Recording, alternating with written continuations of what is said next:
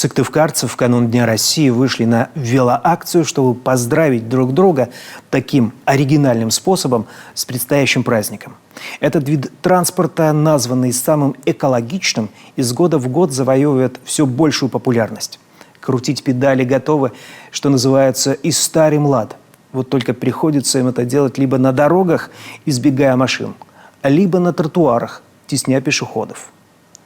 Велосипедных дорожек даже в столице Коми пока нет. Может быть, поэтому с начала летнего сезона уже случились 12 дорожно-транспортных происшествий с участием велосипедистов. Продолжит Дарья Вологжанина.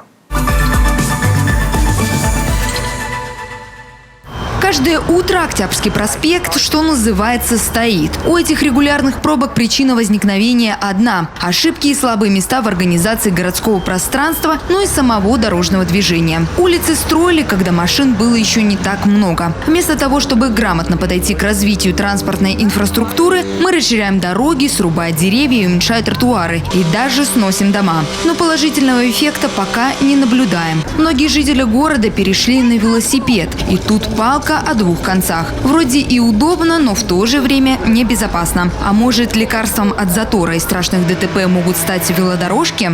Начиная с 2010 года велосипедизм в Сыктывкаре очень сильно развился. С тех времен, когда у нас были в основном машины, пешеходы, автобусы. Но сейчас у каждого практически в семье есть такой личный транспорт, как велосипед. Или у ребенка, или у родителей. Инфраструктура велосипеда, количество людей очень большое в Сыктывкаре у нас. Город маленький, практически на равнине. Очень удобно передвигаться на велосипеде.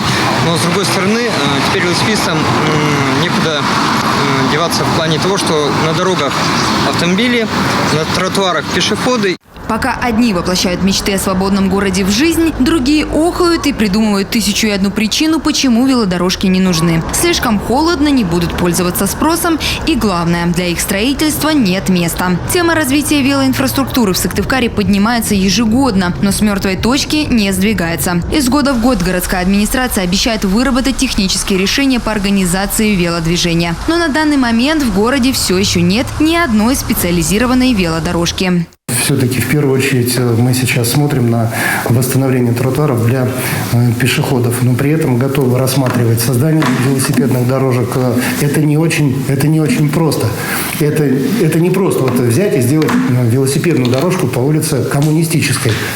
Вот надо понимать целое движение велосипедов. Как, куда. Это не просто взять и сделать какой-то модельный участок, пусть это даже будет 500 метров. Нет, это должна быть целая сеть. И вот над этой сетью мы призываем в том числе общественников подумать, где и как самим же гражданам видится такое вот удобство. Двухколесный транспорт давно является популярной альтернативой для передвижения, особенно в летний период. Все больше сыктывкарцев отказываются от поездок на личном авто и автобусе в пользу велосипедов. Из-за отсутствия велодорожек ехать приходится прямо по проезжей части. Как ни странно, все они должны подчиняться ровно тем же правилам, что и водители автомобилей. Безусловно, согласно правилам дорожного движения, велосипедист должен двигаться в первую очередь по велосипедной дорожке. То есть это безопасное место для велосипедиста, для его движения, особенно безопасное место для детей, передвигающихся на велосипедах.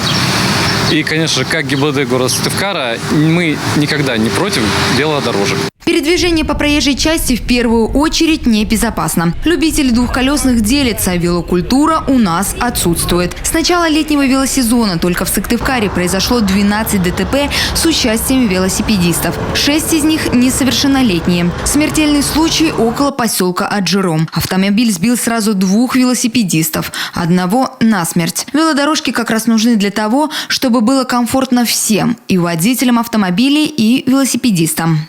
Если взрослые еще могут ездить по дорогам и как-то соблюдать правила, то детям категорически нельзя выезжать. Они ездят очень много по тротуарам. Они могут также столкнуться с пешеходами. Это может быть все травматично. Поэтому велодорожки именно для велосипедистов, для детей, для подростков очень нужны. А ведь есть кого брать пример. Выбрал путь велосипедизации Альметьевск, что в Татарстане. Он же стал велосипедной столицей России. Мэр города решил пересадить местных жителей на двухколесные, а этот вид транспорта сделать приоритетным. На сегодняшний день протяженность велодорог в городе превышает 100 километров. Они проложены мимо небольших улиц, подъездов к школам и другим учреждениям, а также поблизости от промзон города. До запуска программы велосипедизации в городе было всего 4 километра велодорожек, из которых около 3 километров в парках. В развитии велодвижения там заинтересована в первую очередь администрация города. Положительные опыты есть и в других странах. В 2017 году у нас было небольшое велопутешествие, мы ездили в Финляндию, и там отдельно идут дорожки велосипедные и пешеходные. И если ты заедешь на пешеходную, очень будут сильно ругаться. То же самое, что пешеходы, они не наступают и не идут по велодорожке. У них очень сильно развита эта культура. К слову, велодорожки пытались сделать в Эжинском районе Сыктывкара. Правда, прямо на тротуарах. Краской выделяли полосу для движения велосипедистов. Новшество приняли хорошо, но и эта инициатива со временем заглохла. Ситуация в нашем городе очень схожа со многими городами России. Есть развитое велосообщество, спрос на инфраструктуру, но властям эта тема особо не интересна. Велосипедисты и так, те, кто не хотят стоять в пробках, у кого есть велосипед, кто имеет возможность хранить на работе велосипед где-то, они и так ездят, я знаю. Мои многие знакомые, друзья и родственники катаются на велосипедах на работу. Это очень неудобно. Вот. Те, кто больны, экономия бензина не сказал бы, что это так сильно влияет. Но это комфортно, это личный транспорт, никто не мешает, это без нервов. Велосипед дарит счастье все-таки, когда мы катаемся, едем на работу или просто катаемся. Плюс это физическое здоровье, то есть не просто ходить в спортзал, а именно совмещать приятное с полезным. Велосипед удобный, быстрый, дешевый, а с наличием велодорожек еще и безопасный транспорт. Он может дать фору любому другому средству передвижения. Главное, на должном уровне подойти к организации велодвижения в городе. С переходом на экологичный транспорт и город будет чище, и люди здоровее.